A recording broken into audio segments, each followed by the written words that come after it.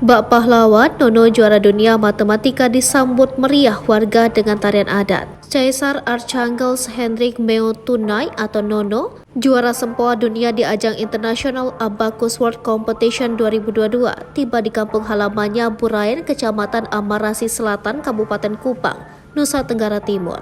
Selama 1 pekan, Nono berada di Jakarta bersama ibundanya Nuryati Seran, menghadiri undangan sejumlah stasiun televisi swasta dan Menteri Pendidikan Kebudayaan, Riset dan Teknologi Nadiem Makarim.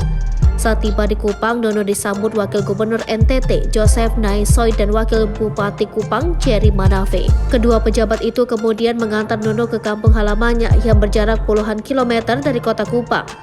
Suasana kedatangan Nono disambut meriah penuh sukacita oleh masyarakat Amarasi Selatan dan juga para guru serta ratusan siswa SD tempat Nono sekolah.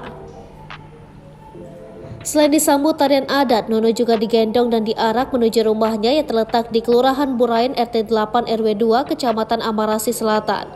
Wakil Gubernur NTT Joseph Naisoy menyebut, Nono memiliki keunggulan dan kecerdasan yang luar biasa. Joseph mengatakan prestasi Nono adalah kebanggaan semua warga NTT.